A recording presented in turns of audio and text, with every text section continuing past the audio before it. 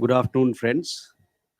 I welcome you to this special press briefing by Foreign Secretary Sri Vikram Mishri and Secretary West Sri Tanmay Lal on Prime Minister's upcoming visit to Japan for the annual summit and to China for the SCO summit. With that, I invite Foreign Secretary Sir to make his opening remarks. But before that, I would like to remind the audience that this particular press briefing is on Japan and to China for SCO summit. So please focus your questions on these two particular aspects of the visit only. Thank you. Sir, the floor is yours. Thank you, Randir. Good afternoon. Thank you all for joining. Today, as you are aware, the Prime Minister, Sri Narendra Modi, is embarking on an official visit to Japan on the evening of 28th August. He will be in Japan on the 29th and the 30th of August for holding the 15th India-Japan Annual Summit with the Prime Minister of Japan, His Excellency Shigeru Ishiba. This is a significant visit for several reasons. It's Prime Minister Modi's first annual summit with Prime Minister Ishiba. It is also his first standalone visit to Japan in nearly 7 years. He last visited for the annual summit in 2018. Since then, of course, he has visited Japan, but that has been for multilateral engagements and other ceremonial events. So this will be a visit that will be fully dedicated to the bilateral agenda between India and Japan. This is also Prime Minister's 8th visit to Japan since he took office in 2014, and reflects the very high priority that this particular relationship has in our foreign relations. The annual summit between India and Japan, as you would be aware, represents the highest level dialogue mechanism that exists between the two countries, and it drives the agenda of the India-Japan Special Strategic and Global Partnership. Prime Minister has met Prime Minister Ishiba of Japan on previous occasions on the sidelines of international events. They first met, I think, it was in Vientiane on the sidelines of the ASEAN summit, and more recently on the sidelines of the G7 summit in Kananaskis in Canada in June of this year. These discussions during these events will be taken forward during the annual summit in Tokyo on the 29th of August. India and Japan are two countries that share values, trust, and strategic outlook on several issues. They are two of Asia's leading democracies and amongst the top 5 world economies. Our bilateral relations have expanded steadily in scope and ambition over the last decade, and today comprise trade and investment, defense and security, science and technology, infrastructure and mobility, people-to-people contact, and vibrant cultural engagement between the two sides. So the 15th summit will give both Prime Ministers the opportunity to do an in-depth review of these ties, take stock of progress in the last few years across multiple domains, and of course, as is usual, exchange views on regional and global issues of importance. This will also be an opportunity to launch several new initiatives in order to build greater resilience in the relationship and to respond to emerging opportunities and challenges.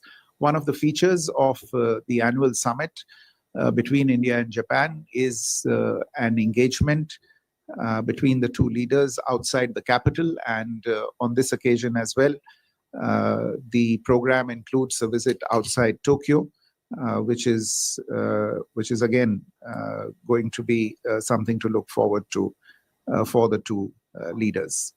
The program also includes interactions of the Prime Minister with several other political leaders from Japan, as also with friends of India in Japan. The Prime Minister will also participate in a business leaders forum with captains of Japanese and Indian industry. These interactions are aimed at deepening the very important trade, investment, and technology relationship between the two countries. We have also seen in recent years an intensification of the engagement between Indian states and Japanese prefectures, and an engagement focused on this particular aspect has also been planned for during the visit. Overall, the visit will consolidate our long-standing friendship. It will open fresh avenues of cooperation and reaffirm our shared commitment to peace, prosperity, and stability, both for the two countries as well as in our shared Indo-Pacific region and beyond. Let me stop there, and I'll turn the microphone over to my colleague, Secretary West, to brief you on Prime Minister's visit to Tianjin for the SCO summit. Thank you. Namaskar. I will now share some information about the upcoming SCO summit. Prime Minister Shri Narendra Modi will visit Tianjin, China, for the 25th meeting of the Council of Heads of State of the Shanghai Cooperation Council, the SCO, on 31st August and 1st September 2025 at the invitation of His Excellency President Xi Jinping of China. The SCO was established with the primary goal of countering three evils of terrorism, separatism, and extremism, which continue to remain a challenge. Today, as a regional platform, there is a broader range of sectors of cooperation among the SCO members. The SCO comprises 10 members. In addition to India, they include Belarus, China, Iran, Kazakhstan, Kyrgyzstan, Pakistan, Russia, Tajikistan, and Uzbekistan. There are a number of dialogue partners and observers also. India has been a member of the SCO since 2017, and earlier it was an observer since 2005. During the period of its membership, India has held the chair of the SCO Council of Heads of Government in 2020 and of the SCO Council of Heads of State during 2022-2023. India engages actively with various institutional processes and mechanisms of the SCO and participates in the ministerial meetings and other dialogue formats. Prime Minister Shri Modi has participated in various previous SCO summits, in 2018 in Qingdao, 2019 in Bishkek, 2020 in Moscow in virtual format, 2021 in Dushanbe in virtual format, 2022 in Tashkent, 2023 New Delhi virtual format, and in 2024 Astana Summit, External Affairs Minister had represented the Prime Minister. The theme of the 23rd SCO Summit, which was chaired by Prime Minister Modi, was towards a secure SCO. And here the secure stands for security, economy and trade, connectivity, unity, respect for sovereignty and territorial integrity, and environment. So this gives an idea of the range of issues that are of priority for India in the SCO. During India's presidency in 2023, SCO had adopted a joint statement on cooperation on countering radicalization leading to separatism, extremism, and terrorism. During the presidency, India had also focused on a very broad-based and diverse areas of cooperation that are of interest to SCO members. These practical areas of cooperation include, for instance, startups and innovation, traditional medicine, youth empowerment, digital inclusion, and shared Buddhist heritage. Earlier in 2020, India had hosted the Startup Forum and established a working group on this important area. A conclave of young scientists had been organized, which has now become a regular mechanism. The first ever meeting of Consortium of Economic Think Tanks and an SCO business conclave was also hosted by India.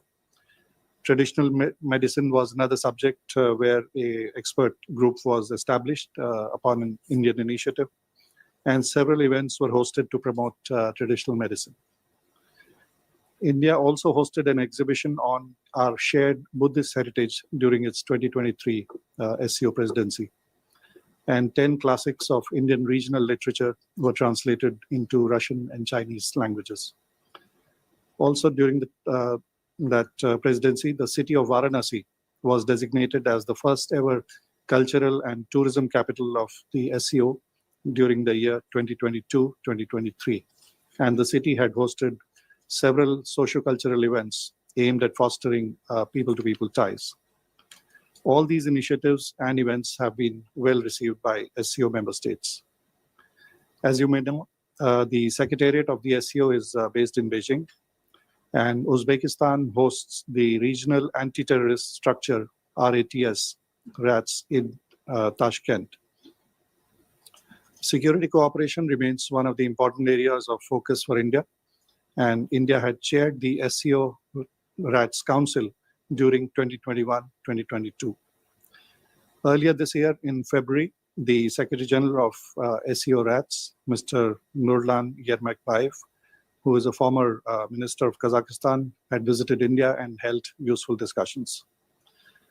In May this year, the ICWA had hosted a 20th SCO forum in New Delhi on the theme Secure SCO.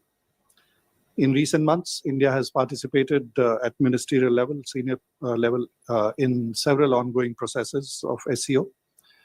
This includes the meetings that were where the Indian delegation was led by NSA, Raksha Mantri, and External Affairs Minister in their relevant SCO formats. The program elements for the upcoming 25th SCO Summit in Tianjin include a welcome banquet dinner in the evening of 31st August, and the main summit will be held on the next day, Monday, 1st September. And in addition to this, Prime Minister is expected to hold some bilateral meetings on the sidelines of the SCO Summit. Thank you. I'll stop there. Floor is open for questions. Okay. Question there, right behind. There, behind you. Yes.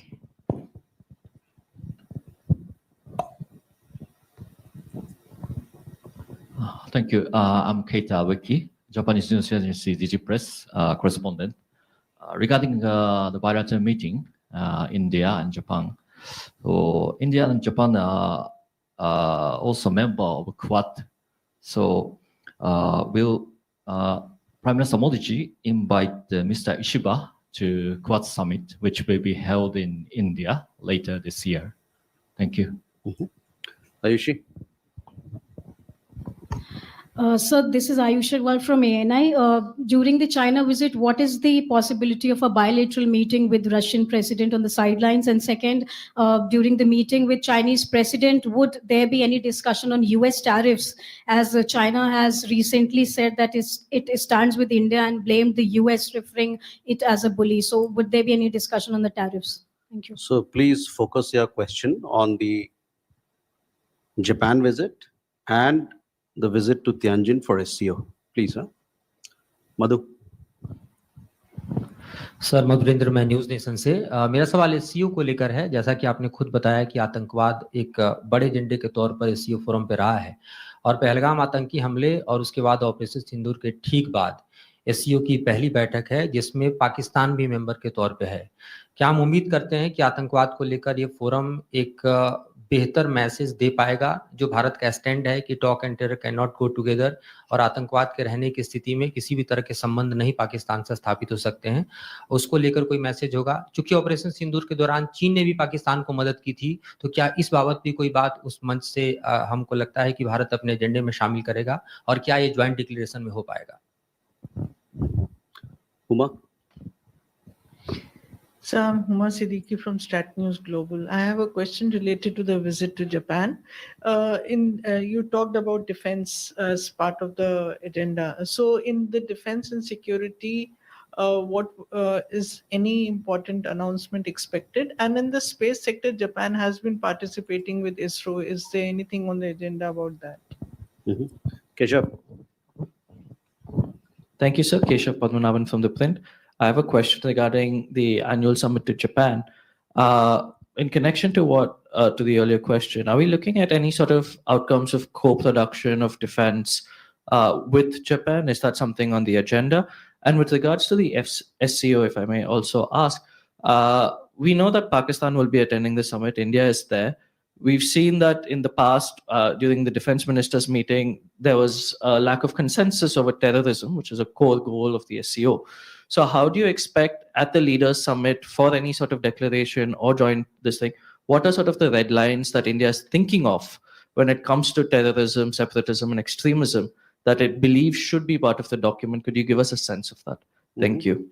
Thank you. So we have a set of questions, so we'd like to address them. Okay, let me address a few of the questions. I think question from our friend back there on the Quad.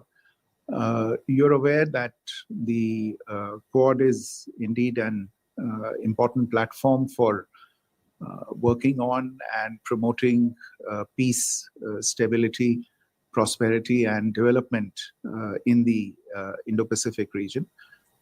In more recent years, its agenda has expanded to take on issues of practical cooperation, if I can call it that, and health security. It covers critical and emerging technologies. There's an initiative with regard to critical minerals that has been discussed recently. Overall, with regard to how to make supply chains more resilient, and also infrastructure development. So these are all issues that are a priority both for India and for Japan. Both our countries attach high value to this forum and to this partnership. And we look forward to working with all Quad partners to take our cooperation forward. I'm sure when the two prime ministers meet, the Quad will be a subject that will be discussed between the two of them. Ayushi's question about bilateral meetings, look, as always happens with regard to such events, there will be a number of bilateral meetings that will be organized on the sidelines. We are still working through the finalization of those meetings, and we'll keep you updated and brief you in any case on the proceedings in those meetings. I think ahead of the meetings, it might be a bit forward of me to anticipate and say what will be discussed and will not be discussed in the meetings. Huma, your question, and I think Keshav's question is on the same lines with regard to defense and security related cooperation between India and Japan. This is indeed emerged as an important pillar of cooperation between the two countries in recent years. There was a meeting between the defense ministers of the two countries that was held just recently in May of this year, where the two sides were able to review a whole host of issues, operational engagements between the two sides, but more importantly, defense equipment and technology collaboration, which is an important part of the overall defense and security engagement between the two sides. I think there was some interest in the specific platforms, etc. And you would be aware that the two countries are already working on co-developing the Unified Complex Radio Antenna, the UNICORN project, which is a common radar mast for use by Indian Navy platforms. A memorandum of implementation for this particular project was signed in November 2024. The Navy, the Indian Navy and the Japanese Maritime Self-Defense Force are also exploring possible cooperation in the area of ship maintenance in India. And there are discussions going on a number of other issues between the designated agencies of the two sides, DRDO in India and ATLA in Japan. And these discussions are regular, and the agenda is constantly being refreshed, and they remain engaged on it. I think there was a reference also to space. So the ISRO and the Japanese Space Agency are working together on something called LUPEX, which is the Lunar Polar Exploration Mission, and this is being pursued in tandem with India's Chandrayaan 5 mission. This is an area of some importance, also because it affords an avenue for Indian space startups to actually deploy their capabilities and their capacities in this important area. I want to take your question. आपका प्रश्न जो आतंकवाद के बारे में था, जैसा मैंने कहा कि एससीओ जब स्थापित हुआ था तब उसके एक मेन उद्देश्य में था कि कैसे पीस एंड सिक्योरिटी को जो चैलेंज है फ्रॉम टेररिज्म, सेपरेटिज्म और एक्सट्रीमिज्म, उसको कैसे काउंटर किया जाए. And this challenge remains. The security of the region remains a priority for the SCO members.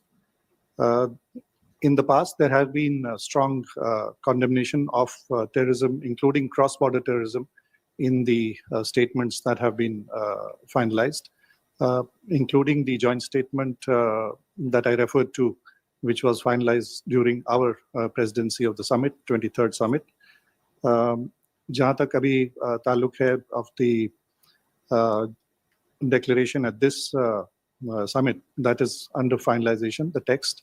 We are working with other members and partners to see that there should be a reiteration of the strong condemnation of terrorism, including cross-border terrorism. But the text is under finalization. With that, ladies and gentlemen, we come to the close of this press briefing. We shall keep you updated. We are running short of time, so we'll take all the questions. We have press briefing there, also one in Japan. So thank you very much.